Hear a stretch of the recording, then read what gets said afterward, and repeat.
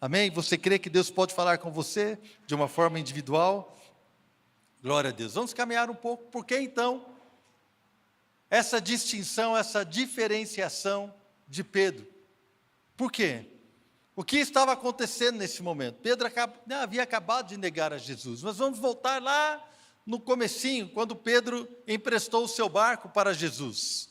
E quando ele emprestou o seu barco para Jesus pregar, porque havia uma multidão ali na praia, e aquela multidão estava apertando o Senhor, então ele pede emprestado um barco. E ele começa a ministrar, Pedro fica ouvindo a pregação, e depois ele fala assim, agora volta lá para o lugar mais fundo ali, e joga a rede novamente. Pedro falou assim, mestre, nós ficamos aqui a noite toda pescando, não pegamos nada, mas porque o Senhor disse, nós vamos lá. E Pedro, quando lança as redes, diz que ele chama outro barco para pegar os peixes. 2 barcos ficaram cheios a ponto de quase afundar, de tanto peixe que havia. E Pedro então ficou maravilhado com essa pesca.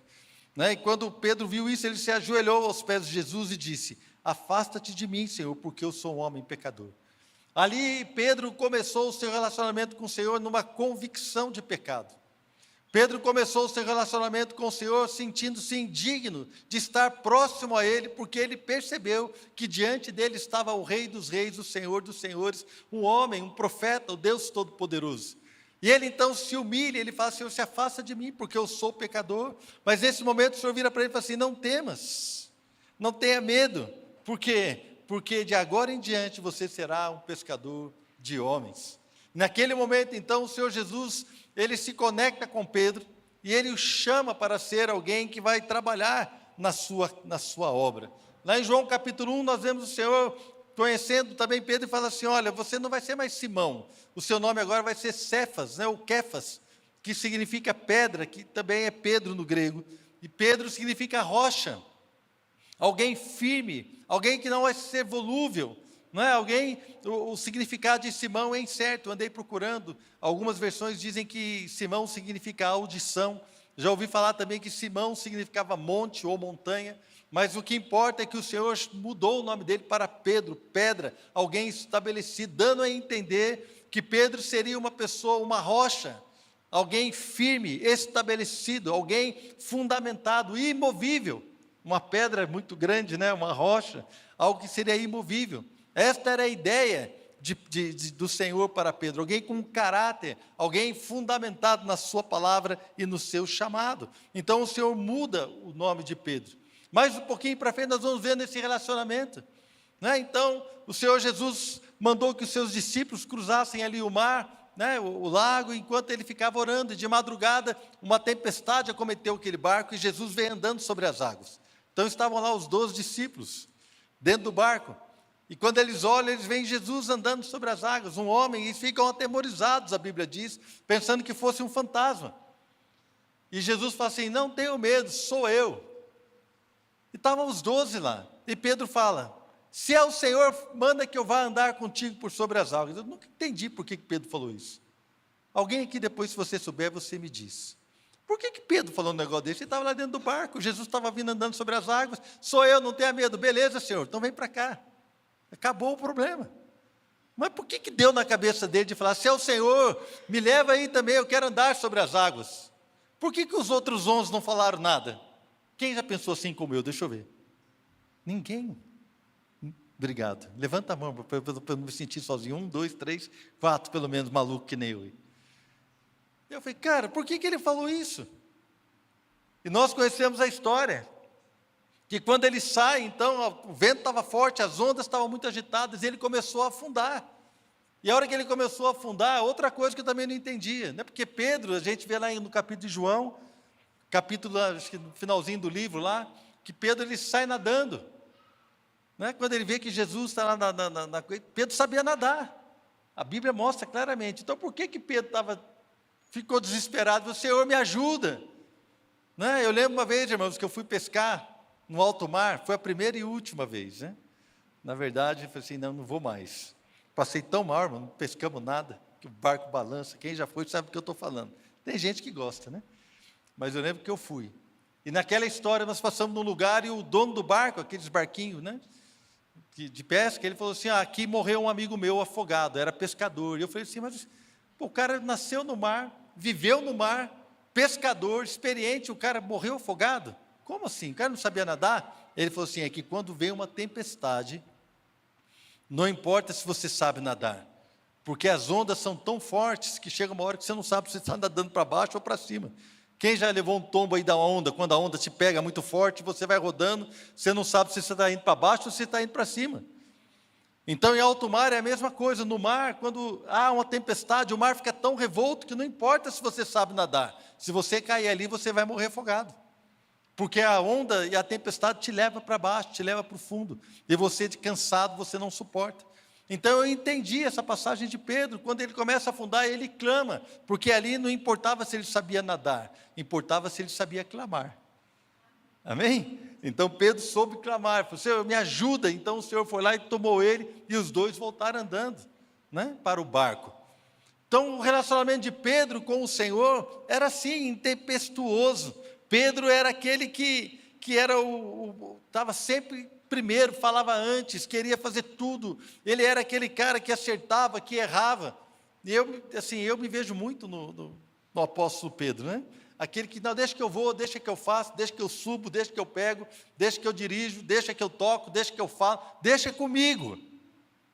Pedro era assim, irmãos, mas Jesus gostava dele. Graças a Deus, né? Então eu vejo aqui, um outro momento, o Senhor, ele, lá em Mateus capítulo 16, o Senhor ele começa a perguntar assim, quem dizem as pessoas que eu sou? E aí um fala assim, dizem que o Senhor é Elias, outros dizem que é João Batista, ou alguns dos profetas. E então Jesus vira para os discípulos e fala assim, mas vocês, quem vocês acham que eu sou? Então Pedro respondeu, tu és o Cristo, Filho de Deus vivo. Mateus 16, versículo 15. Tu és o Cristo, o Filho do Deus vivo. E Jesus respondeu, bem-aventurado você, Simão, filho de Jonas, porque isso não foi revelado a você por carne ou sangue, mas por meu Pai que está nos céus. E eu digo que você é Pedro. Depois ele, reformando novamente aquele chamado, aquela situação, e sobre esta pedra vou edificar a minha igreja, e as portas do Hades, do inferno, não poderão vencê-la. Mas aí isso foi no versículo 18, irmãos, versículo 17, tu és bem-aventurado, Simão, porque você recebeu uma revelação de Deus. Então Pedro ele já se achou, e achou que era o cara, mas no versículo 21, 3 versículos depois, irmãos, eu não sei quanto tempo foi, mas a Bíblia é bem curtinha, né? Mateus 16, 21, a partir daquele momento, Jesus começou a explicar aos seus discípulos que ele tinha que ir para Jerusalém e sofrer muitas coisas nas mãos dos anciãos, dos chefes dos sacerdotes e dos mestres da lei, bem como ser morto e ressuscitar no 3º dia. Então Jesus, irmãos, ele começou a avisar, falou assim, olha, nós vamos para Jerusalém, e vai acontecer isso comigo, eu vou ser entregue aos sacerdotes, aos anciãos, e eu vou ser morto. Jesus já começou a falar sobre isso. Jesus ele não foi preso e morto. Jesus ele se entregou, amém, irmãos? Jesus se entregou por nós.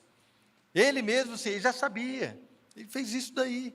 Quando lá em João fala que quando os guardas chegaram para prender, ele falou assim, quem vocês estão procurando? Ele falou assim, Jesus falou assim, sou eu. A Bíblia conta que todos os guardas caíram no chão. Depois eles perguntaram, Jesus perguntou de novo, quem vocês estão procurando? Eles falam, Jesus, sou eu, então deixa ir a estes, Ele guardou os seus discípulos até o final. Nós vemos aqui que Jesus se entregou, Então, ele já começou a ensinar isso, mas no versículo 22 diz o seguinte, então Pedro, chamando-o à parte, começou a repreendê-lo, dizendo, nunca, Senhor, isso nunca acontecerá contigo. Irmãos, nós estamos falando aqui de um Pedro que quando viu a Jesus a primeira vez, ele falou assim, Senhor, se afasta de mim porque eu sou pecador. Eu não sou digno nem de estar na tua presença. Mas depois ele começou a se relacionar com Jesus. E agora ele fala, tu és o Cristo, Filho de Deus vivo. Então, já tinha andado sobre as águas, já tinha vivido tantas experiências, já estava ali com o Senhor, já estava acostumado. E Jesus falou para ele assim, olha, você é bem-aventurado, Pedro, porque isso aqui não foi homem que te revelou, mas foi o meu Pai que está no céu. Então Pedro agora ele já estava se achando, agora daquele cara que não queria ficar na presença do Senhor, agora a Bíblia diz que Pedro começou a repreendê-lo. Você tem noção do que está acontecendo aqui? Pedro começou a repreender Jesus. Não fala assim, Jesus, isso nunca vai acontecer com você. Eu não sei você, irmãos. Alguém aqui já disse para Deus o que tem que acontecer? Como que ele tem que fazer? Como que é? Pastor, Senhor, tem que ser assim, tem que ser daquele jeito, tem que ser dessa forma. Eu falava para Deus, quando eu queria falar em línguas, ainda não falava em línguas, eu queria ser batizado do Espírito Santo. Então eu falava para Deus como é que eu queria que fosse. Eu falava assim, olha, o dia que o Senhor for me batizar do Espírito Santo, eu quero que o Senhor me pegue. Senhor, eu quero sentir o meu corpo batendo no teto. Eu quero sentir sendo jogado de um lado para o outro. Eu quero sentir a sua glória, o seu poder, para que eu não tenha dúvida de que o Senhor me batizou. E um dia eu estava orando com o Adriano, daqui a pouco falei 2 frases em línguas, não senti nada, irmãos. E eu falei assim, não é possível, será que isso é verdade? E aí eu lembro que eu fui perto do irmão, que era mais experiente, falei assim, cara, eu comecei a falar em línguas, às vezes não sei se é verdade, não. Você pode ouvir? O irmão falou assim, posso, fala aí. Aí eu comecei a falar em línguas, ele, não, fica tranquilo, Marcelo, o Espírito Santo te batizou. E eu não demorei para acreditar, irmãos.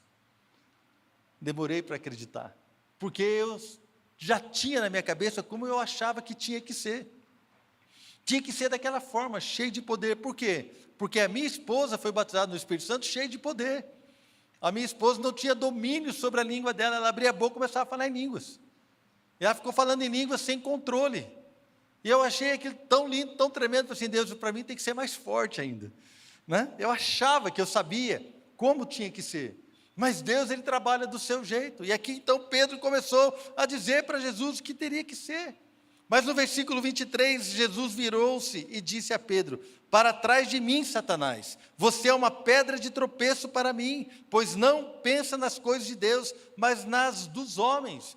Então aquele Pedro que foi elogiado por Jesus, agora ele está sendo repreendido por Jesus. Irmãos, eu não sei você, mas isso tem muito a ver conosco. A gente dá bola dentro, bola fora. A gente acerta e a gente erra.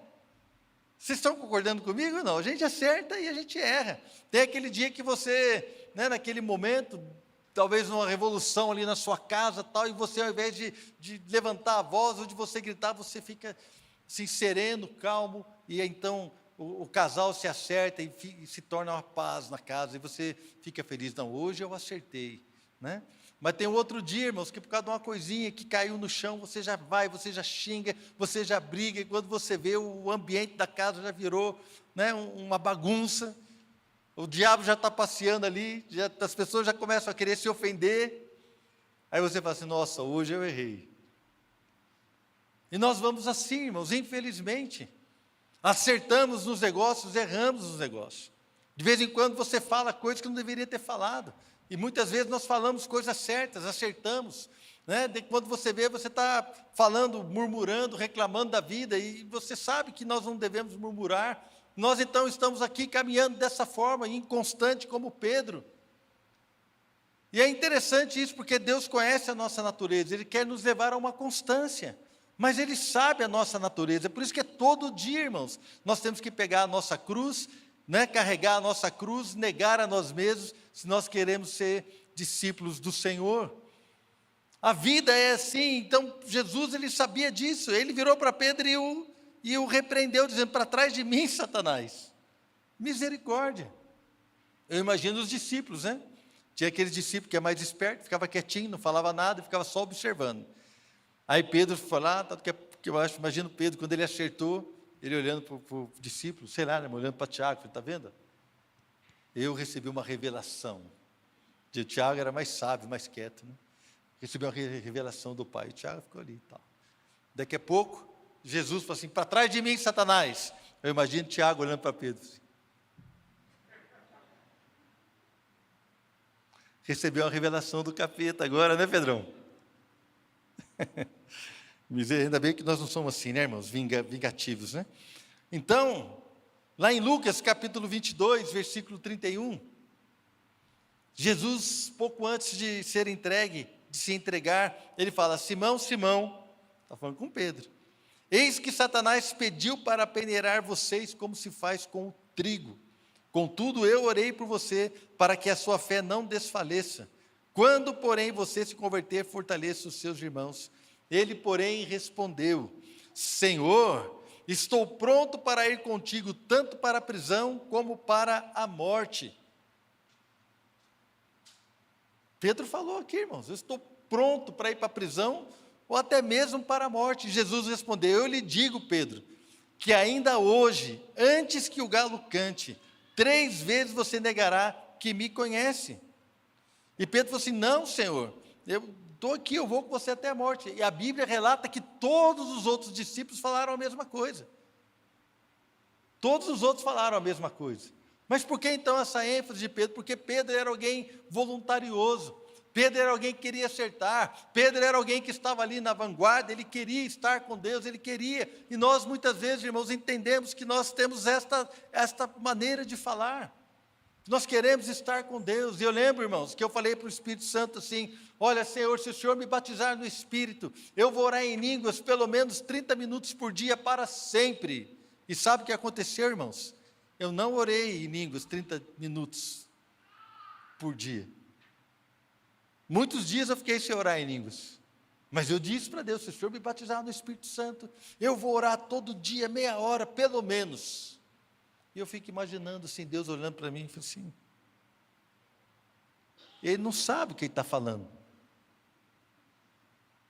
Mas mesmo assim Ele me amou. Amém? Mesmo assim Ele me amou. Quantas coisas nós prometemos para o Senhor? Quantas coisas nós prometemos para Deus? Uma vez eu fui visitar um rapaz que estava internado, e ele tinha a vida mais ou menos, irmãos, mais ou menos, e ele pegou uma infecção, foi internado, e eu fui visitá-lo, e ele falou assim, ele não tinha 40 anos, e ele falou assim, pastor, quando eu sair daqui eu vou ficar firme, eu vou para a igreja, não vou perder um culto, mas ele não saiu de lá. Eu espero que ele esteja firme lá na glória, assistindo todo o culto, né? Não sei, mas ele não saiu. Infelizmente, ele veio a falecer alguns dias depois. Jovem. Mas disse, eu não vou perder nenhum culto. E eu falei assim, será, né? Assim, na hora a gente ora, amém, irmãos. Mas veja a seriedade, né, dessas situações. Quantas vezes nós falamos e quantas vezes nós dizemos certas coisas. Depois nós vemos Pedro chorando amargamente, no versículo 59 de Lucas 22. Cerca de 1 hora depois, aqui já é a 3ª vez que ele nega, outro afirmou, certamente este homem estava com ele, pois é galileu. Versículo 60, Lucas 22, Pedro respondeu, homem, não sei do que você está falando. E imediatamente, enquanto ele falava, o galo cantou. O Senhor voltou-se e olhou diretamente para Pedro, então Pedro lembrou-se da palavra que o Senhor lhe havia dito, antes que o galo cante hoje, você me negará 3 vezes. Saindo dali, chorou amargamente. A Bíblia então diz que Pedro se lembrou do que ele havia dito, porque dá a impressão que ele se esqueceu. Para ele se lembrar, é porque naquele momento que ele estava negando, ele se esqueceu do que ele falou, que ia até a morte, que jamais ia negá-lo, que ele estava pronto para ser preso e até mesmo morrer pelo Senhor. Mas nesse momento Pedro caiu, e caiu feio, irmãos. E Jesus olhou para ele, como dizendo assim, eu te avisei, você não acreditou em mim, você de novo achou que sabia mais, mas é que ainda te amo, e eu ainda estou olhando para você, com um olhar, eu acho que o olhar de Jesus não foi um olhar de repreensão, mas foi um olhar de seriedade, assim, Pedro, eu sabia que isso ia acontecer, mas nunca deixei de te amar, nunca deixei de olhar para você. Saindo dali, Pedro chorou amargamente. Nós vemos então, Jesus morreu, foi sepultado, e aí nós voltamos a Marcos 16, que foi o primeiro versículo que eu li hoje. Passado o sábado, Maria Madalena, 16:1, Maria, mãe de Tiago e Salomé, compraram aromas para irem embalsamá-lo. Entrando no túmulo, viram um jovem assentado ao lado direito, vestido de branco, e ficaram surpreendidas e atemorizadas. Ele, porém, lhes disse, não vos atemorizeis, buscais a Jesus o Nazareno, que foi crucificado. Ele ressuscitou, não está mais aqui. Vede o lugar onde o tinham posto, ide e dizei a seus discípulos e a Pedro, que ele vai adiante de vós para a Galileia. Irmãos, esse destaque naquele momento, e a Pedro, é uma indicação de Deus, que ele não havia mudado os seus planos, os seus propósitos para Pedro.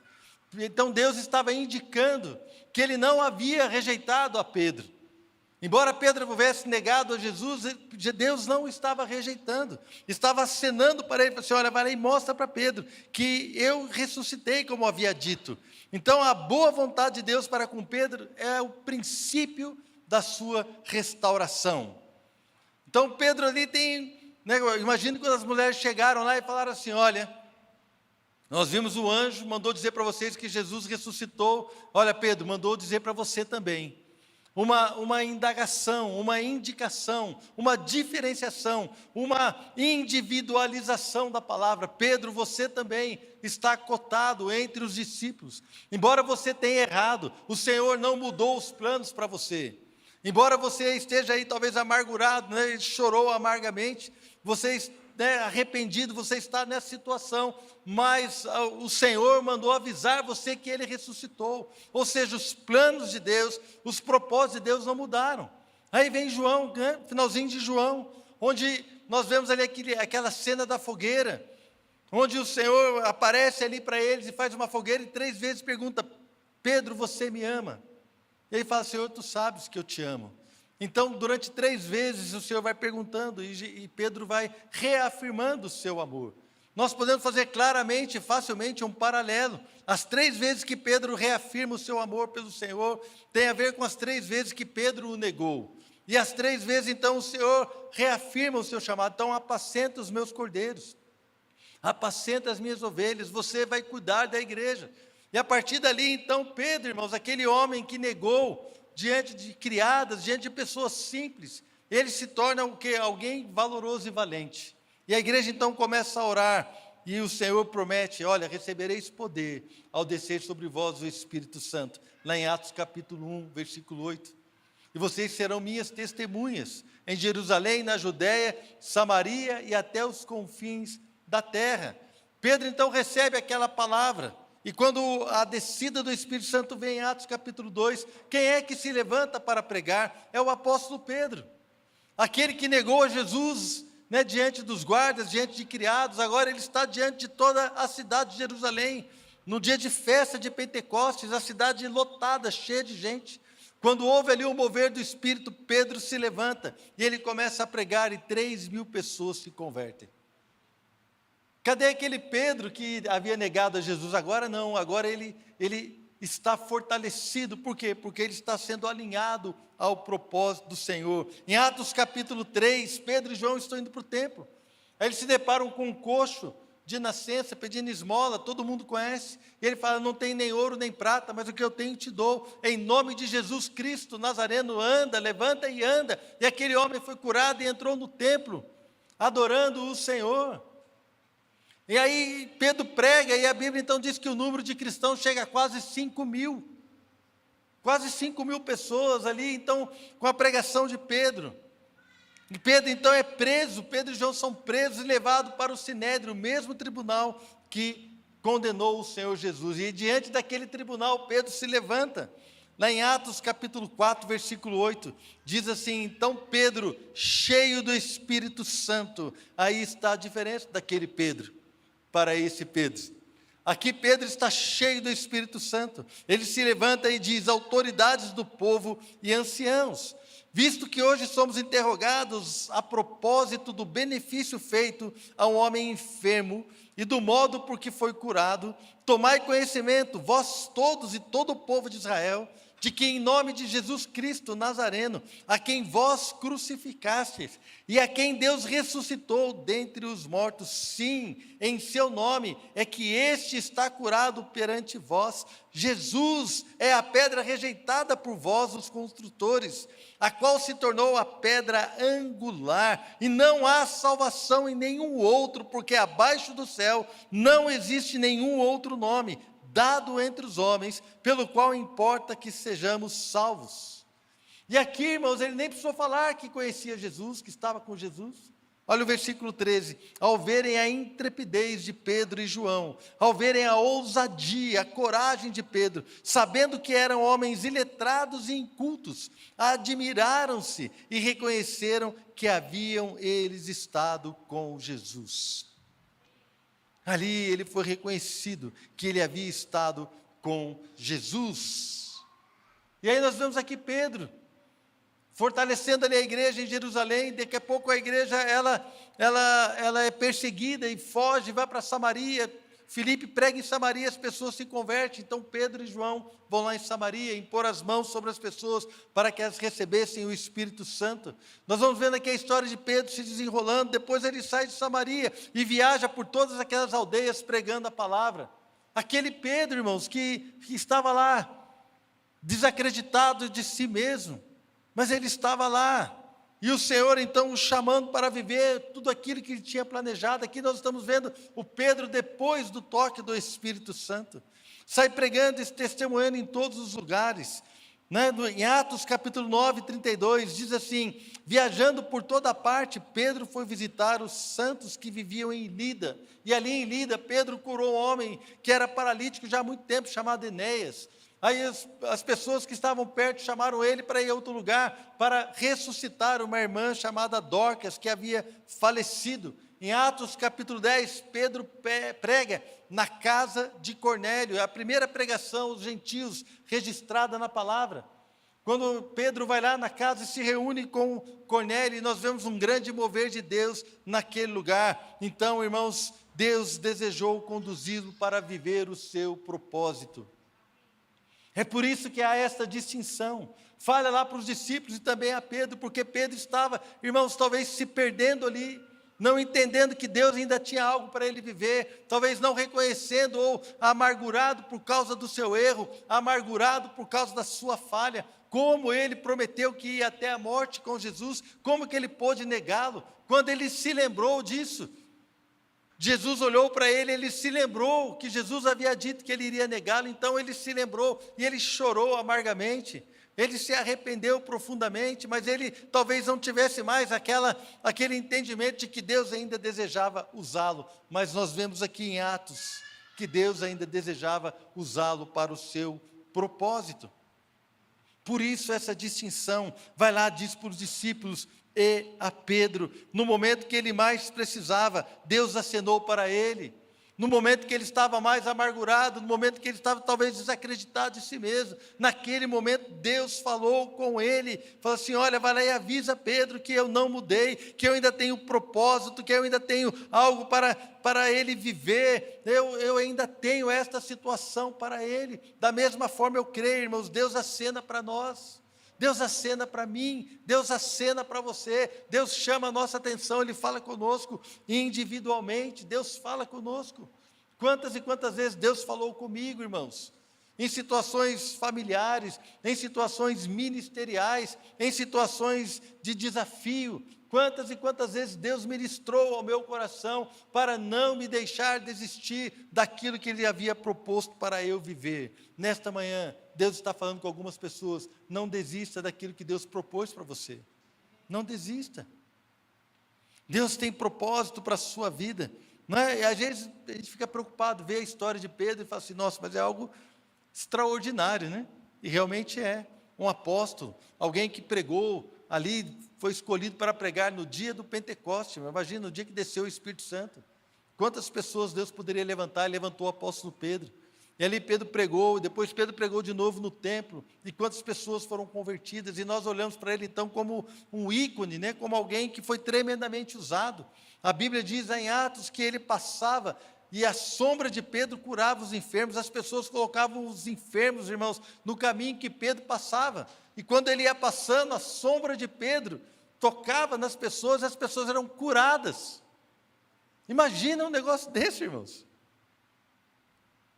Esta pessoa estava totalmente desacreditada, e quando nós olhamos então para aquilo que Pedro viveu, eu tenho uma certeza no meu coração: Pedro não viveu isso na sua força, Pedro não viveu isso na sua capacidade, Pedro não foi levantado assim porque ele era perfeito, ao contrário, Deus foi alguém chamado por Deus.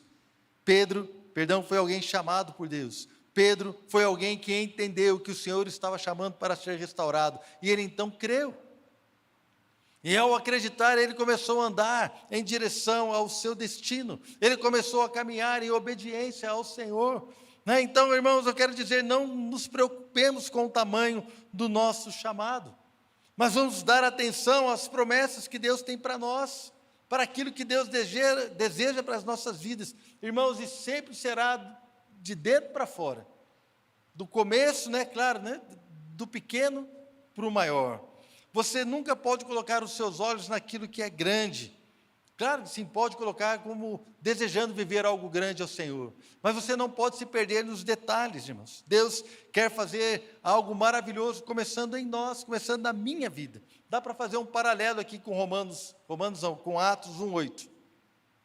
Fala ali que nós vamos ser testemunhas. Né? Jesus falou, olha, vocês vão receber poder, quando o Espírito Santo vier sobre vocês vão ser minhas testemunhas em Jerusalém, na Judéia, Samaria e até os confins da terra. Deus quer restaurar a nossa vida primeiro, o nosso interior. Quer começar aqui, irmãos, trazendo paz, trazendo perdão, trazendo restauração, trazendo alegria de viver, trazendo um olhar para o Senhor, um olhar confiante que Deus vai fazer algo maravilhoso. Deus quer trazer essa restauração interior. A partir disso, Ele quer tocar então o próximo passo, que é a nossa família. Nós vamos testemunhar a nossa família. O nosso casamento vai ser afetado. Os nossos filhos, ou pais, ou irmãos, serão afetados. Depois disso, os nossos vizinhos, amigos, colegas de trabalho, pessoas onde você está inserido na comunidade, o seu ambiente onde você está inserido, na faculdade, não importa. Você agora vai estar testemunhando ali, e depois, irmãos, até os confins da terra, se Deus tem isso para você. Não é? Mas não adianta você querer viver aquilo lá, se você ainda não está vivendo aqui no seu interior. A sua cura interior, ou aquilo que Deus faz na nossa vida, vai nos levar ao propósito de Deus. Por isso que Deus ele começou a trabalhar com Pedro ali, no seu interior, no começo, dizendo assim, olha, eu ainda tenho algo para você. E lá em 1 Pedro, capítulo 5, versículo 8, muitos anos depois, o apóstolo Pedro então escreve,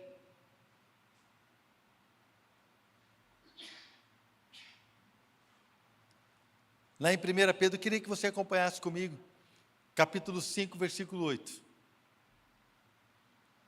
Sede sóbrios e vigilantes. Aqui agora Pedro está escrevendo para a igreja. O diabo, vosso adversário, anda em derredor, como um leão que ruge, procurando alguém para devorar. Olha só o que Pedro está falando, irmãos.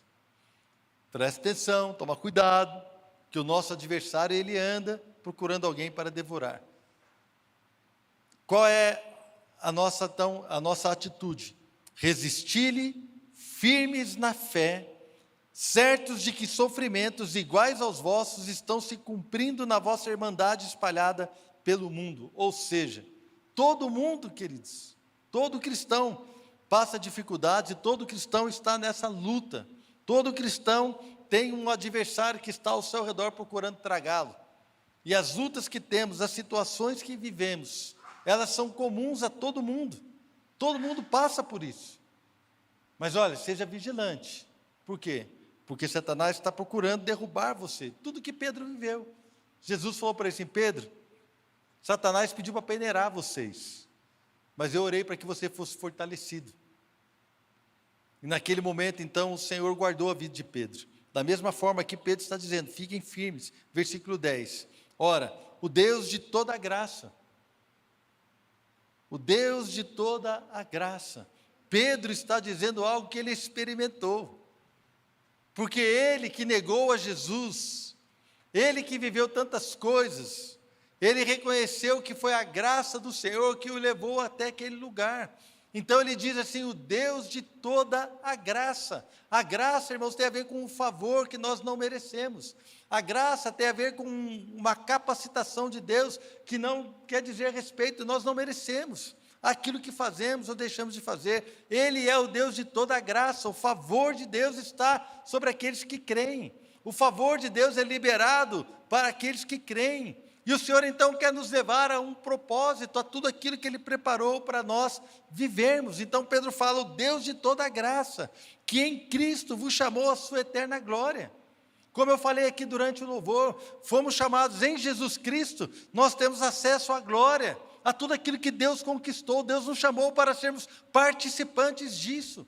para estarmos debaixo da sua autoridade em Cristo Jesus. Nós nos colocamos neste lugar onde fomos chamados para estar assim acessando a glória de Deus, tudo aquilo que Deus tem. Ele está colocando para nós também, irmãos, para que nós possamos viver essa vitória. Somos chamados para viver de glória em glória, sendo transformados para sermos iguais a Cristo. Irmãos, nós entendemos aqui que o Senhor nos chamou, depois de ter sofrido por um pouco, Ele mesmo vos há de aperfeiçoar, firmar, fortificar e fundamentar, e a Ele seja o domínio pelos séculos dos séculos. Amém. Olha só, aperfeiçoar, diz no grego, é encaixar, ajustar, emoldurar, consertar, restaurar. Imagina, você vai emoldurar, quando você pega uma foto e você faz com que aquela foto caiba num quadro, você está emoldurando aquilo ali. O que Deus quer fazer comigo e com você? Ele quer pegar a nossa vida, e quer restaurar, quer encaixar a nossa vida no propósito que Ele tem. Se você está solto, Ele quer emoldurar você para você viver aquilo que Ele planejou, para que eu e você venhamos a entrar na sua perfeita vontade. Deus quer nos restaurar, Ele quer nos restaurar para viver isso. É isso que Pedro está dizendo: olha, eu neguei a Jesus, eu fiz tanta coisa, eu repreendi a Jesus, Ele me chamou de diabo, né? Repreendeu o diabo que estava como é que fala? Influenciando. Mas depois de todo esse sofrimento, o Deus de toda a graça, Ele começou a me aperfeiçoar, Ele começou a me emoldurar, Ele começou a me colocar, me ajustar para o destino que Ele tinha planejado para mim. Outra coisa, firmar, né? Assim, literalmente fala, você virar numa determinada direção, isso é literal, né? E figurativamente é confirmar. Então, Deus, Ele vai te emoldurar, Ele vai te colocar ali no propósito, Ele vai virar você, Ele vai direcionar você para alcançar aquilo que Ele tem para a sua vida. Seja uma cura, seja uma restauração, seja um ministério frutífero, seja um casamento abençoado, Deus vai começar a fazer isso em nós, fortificar, também de uma forma adequada, fortalecer para que a pessoa possa caminhar, capaz de se mover de uma maneira a alcançar um objetivo, dar vigor para alcançar um objetivo. Então aqui, se fortificar, na verdade é fortalecer, dar vigor para você se colocar em movimento. Aqui na sexta-feira o Dudu pregou que a fé tem que estar em movimento. E é verdade, irmãos. Então esse fortalecimento, Deus, Ele vai dar vigor para você se colocar em movimento. Ele já te emoldurou, já ajustou a sua vida, restaurou. Ele já fortaleceu você, Ele já firmou você, te colocou na direção certa, e agora Ele está te dando força para que você possa caminhar, irmãos. Eu quero dizer força até mental. Porque tem pessoas que estão tão desanimadas, que elas não têm ânimo para dar um passo de fé. Elas não têm ânimo de tanto que erraram, ou de tão angustiante é a situação. Elas não têm ânimo para sair do lugar onde elas estão. Estão presas ali debaixo de uma condenação, estão presas debaixo de uma incapacidade, estão presas debaixo de uma situação que tem limitado as suas vidas, e elas não têm força para sair deste lugar. Então o Senhor quer fortalecer você, te dar vigor para alcançar um objetivo. Outra coisa fundamental é que colocar você sobre bases fortes, estabelecer você um alicerce. Um fundamento é um alicerce por onde você constrói algo. Então o Senhor quer fundamentar você. Você vai construir a sua vida debaixo daquilo que Deus falou que você pode ser. Não é o que você acha, não é o que as pessoas falam, não é o que a circunstância diz, mas é aquilo que Deus diz que você é. O fundamento de Deus é aquilo que baseia a nossa fé, é aquilo que nos leva a caminhar, é aquilo que nos leva a vencer tudo que Deus tem planejado para nós. Deus está usando a história de Pedro, irmãos. Deus está usando a história de Pedro nesta manhã, para nos encorajar, para acenar para você e para mim. Como eu disse antes, eu creio que Deus está falando individualmente com algumas pessoas. Deus está acenando para você: eu não desisti do que eu te prometi. Eu ainda tenho algo para você viver. Eu ainda tenho algo para você viver como família. eu ainda tenho algo para estabelecer na sua vida. Deus está chamando a nossa atenção. Vai lá e prega, né, para a igreja cristã bíblica que vai estar reunida no domingo. Mas prega também para o Miguel, prega para o Vitor, prega para o Douglas. Amém? Prega para o Giliar, prega lá para o Joaquim, prega lá para o Cleiton, prega para o Saíde, prega para a Bianca, prega para a igreja, mas prega para o Vitor, prega também para o Paulo. Libera sobre eles uma palavra de que eu ainda tenho desejo de levar vocês para algo diferente.